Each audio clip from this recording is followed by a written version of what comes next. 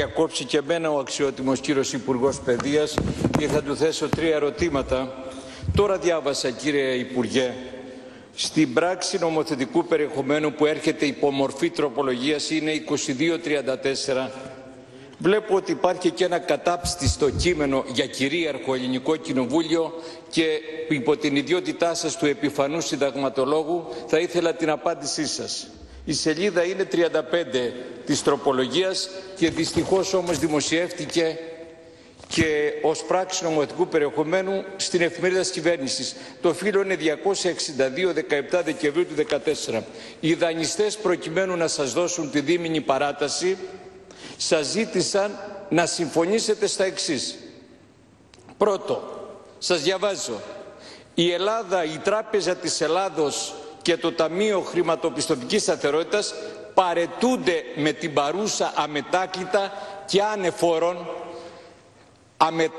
και ανεφόρον, συγκρατήστε να μου απαντήσετε στο ανεφόρον, παρέτηση της χώρας και της Τράπεζας της Ελλάδος, από οποιαδήποτε ασυλία της οποίας είναι ή ενδέχεται να καταστούν δικαιούχοι όσο αφορά τα περιουσιακά του στοιχεία. Να παραιτηθεί η χώρα και η Τράπεζα της Ελλάδος από στοιχεία περιουσιακά που θα αποκτήσουν στο μέλλον.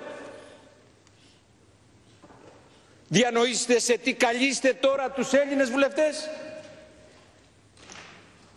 Από οποιαδήποτε ασυλία της οποίας είναι ή ενδέχεται να καταστούν δικαιούχοι όσο αφορά τα ίδια περιουσιακά του στοιχεία. Επ' αυτού θα ήθελα μια απάντηση. Η δεύτερη ερώτηση. Η παρούσα δεύτερη τροποποιητική σύμβαση και τυχόν μη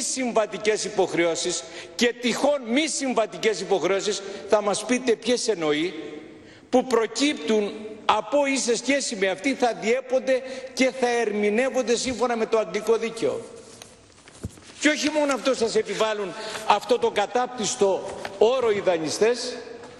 Στο ίδιο κείμενο, στη σελίδα 42, υπάρχει γνωμοδότηση του νομικού συμβουλίου του κράτους, η οποία έχει ήδη εκχωρηθεί στους δανειστές, που λέει ότι η επιλογή του αγγλικού δικαίου και η παραίτηση από το ελληνικό είναι δική μας επιλογή.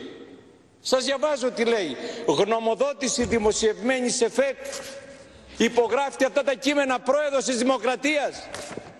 Είναι η στάτη πράξη, συμβολή του.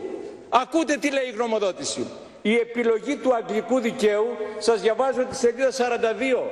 Τροπολογία, καλείστε τον κύριο Βορίδη, την υπογράφει. Η επιλογή του αγγλικού δικαίου έρχεται και λέει ότι ήταν δική μας επιλογή η παραίτηση από το ελληνικό δίκαιο. Διαβάζω. Η επιλογή του αγγλικού δικαίου ως εφαρμοστό δικαίου, δηλώνει το νουσουκού, δημοσιευμένο στο ΦΕΚ, για τη δεύτερη τροποποιητική σύμβαση αυτή, κύριε Υπουργέ, αποτελεί, δηλώνει η χώρα μας, αποτελεί έγκυρη επιλογή του δικαίου που δεσμεύει το κράτος μέλος δικαιούχο και την Τράπεζά του της Ελλάδος. Συνενείτε σε αυτά τα κείμενα. Τι εννοείται ότι και τυχόν μη συμβατικές υποχρεώσεις, δηλαδή αγγλικό δίκαιο που θα εφαρμόζεται, θα ερμηνεύει κάθε τι συμβατικό, αλλά και ό,τι γεννάται πέρα από τη σύμβαση? Τι είναι αυτά τα πράγματα? Σε νόμο του κυρίαρχου ελληνικού κοινοβουλίου ζήτησαν τέτοια πράγματα οι δανειστές για να μας υπαγάγουν στο δίμηνο της παράτασης. Και ο τρίτος όρος, και από αυτού θέλω να μου απαντήσετε και τελειώνω, κύριε. Τρίτος όρος, σελίδα 35, εφαρμοστέο δίκαιο, δικαιοδοσία. Τα συμβαλόμενα μέρη αναλαμβάνουν την υποχρέωση να υποβάλουν υπό οποιαδήποτε διαφορά ενδέχεται να προκύψει στα τυφλά η χώρα σχετικά με την νομιμότητα, εγκυρότητα, ερμηνεία ή εκτέλεση της παρούσας δεύτερης τροποποιητικής σύμβασης στην αποκλειστική δικαιοδοσία των δικαστηρίων του Μεγάλου Ντουκάτου του Λουξεμβούργου. Και έρχεται η γνωμοδότηση που λέει η υπαγωγή όλων των υποθέσεων του ελληνικού κράτους, η παραίτησή του από τα ελληνικά δικαστήρια αποτελεί έγκυρη επιλογή. Σας διαβάζω τον όρο, θα απαντήσετε. Και λέει λοιπόν, το κράτος, σας διαβάζω τώρα τη γνωμοδότηση που ήδη έχουν πάρει οι δανειστές προχτές στις 18 που είχε πάει ο Πρωθυπουργός. Τι δηλώνουν?